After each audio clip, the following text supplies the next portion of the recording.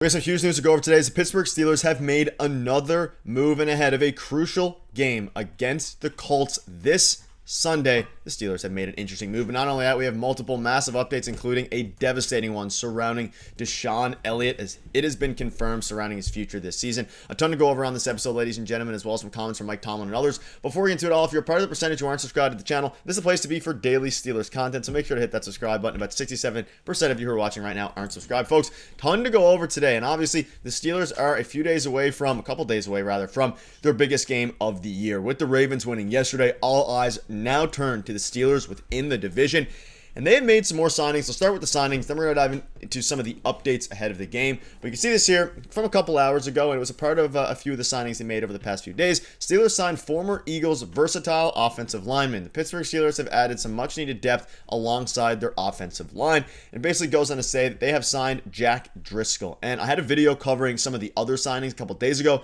I wanted to dive into the Jack Driscoll one as well here, because it is pretty important as it pertains to, of course, depth for this team. You can see here as well that they signed Derek Forrest, who I covered, and John Reese Plumlee, who, again, the guy I mentioned was a wide receiver in a previous video, was formerly a quarterback, all these different things. Feel free to check that one out after you've watched this one in its entirety. But let's dive into Driscoll a little bit here. So if you're unfamiliar, again, it's mainly just depth, but at this point in time, in this point of the season, any depth you can have, especially for a player who has played at the NFL level before, isn't just, a career practice squad guy. He obviously declared for the draft in 2020, was a fourth-round pick, so a former fairly highly touted prospect at a college, started 4 games as a rookie, and then starting all 9 contests in 2021, but ultimately got cut in 2024 from the Miami Dolphins.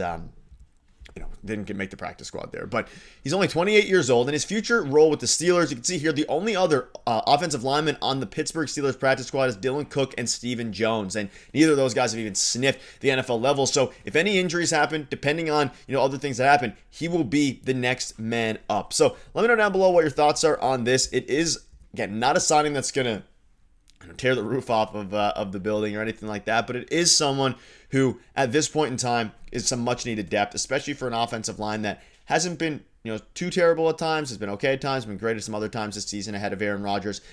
It's nice to have some depth, especially for a team that's going to be entering a crucial stretch of play. But speaking of depth and crucial stretch of play, we have some updates here, and this one is one of the most brutal ones of the year. Now, a lot of us saw this coming, despite Mike Tomlin's comments recently about how it might not be the end of his year. The Steelers have placed safety Deshaun Elliott and defensive tackle on Daniel Ekuale on the injured reserve. He tore his ACL, and Elliott, with his knee injury, of course, is out for the foreseeable future, likely this season as well. So some people are saying that Elliott, could be back at some point, but it seems that his season is probably over. And in what has been a pretty rough year for the Steelers defense in general, obviously the highest paid defensive unit, they've struggled. Darius Slay has struggled, obviously Jalen Ramsey, and Deshaun Elliott struggled briefly, but of course he was out with personal injuries the game before, a couple games ago, game before the last one, and then came back, was looking okay, and then of course took that devastating injury and left on left the game on the stretcher there. So it is going to be a very, very interesting for him next year. But again, they made the trade for Kyle Duggar to specifically replace Deshaun Elliott and his absence, and I'm glad they did, even though you're adding more payroll, even though the Patriots are retaining most of the money in that Kyle Duggar trade. It was a very good one, and one that's much needed. But this is the newest news here. He's done for the year, which pretty sad, pretty devastating, but kind of expected, even though Mike Tomlin was saying that he might not be out too long. Again, the season's not confirmed, but he is placed on the IR. And speaking of the IR, and speaking of just updates in general, especially surrounding their defense, you can see here Steelers safety Jabril Peppers was added to the team's injury report yesterday. With Deshaun Elliott out and Kyle Duggar just getting his first reps with the team, it's suddenly a thin situation at strong safety. So they are now, Jabril Peppers is going to have to be the guy who steps up in the absence of a lot of their safeties on Sunday. And let's assume that Kyle Duggar gets limited snaps or doesn't get any snaps at all. He recently came out and said he's going to try to get up to date as fast as possible. Of course, Mike Tomlin is a defensive coach. If there's anyone who can get him, or at least in theory supposed to be a defensive coach, it hasn't worked out that way this year. But if there's anyone who's going to get him up to date as fast as possible, it would be him. But at the same time, if you're without Jabril Peppers as well, that instantly becomes pretty scary, especially going up against a very good Indianapolis Colts team with, of course, Daniel Jones as their quarterback. He's having a resurgence here, a fantastic year, and that's going to be quite the challenge for whoever comes in if Kyle Duggar, if Jabril Peppers are both out, and at a position where the team doesn't have a ton of depth at the very moment. Of course, you have Kyle Duggar and you have Jabril Peppers, both former safeties of the Patriots.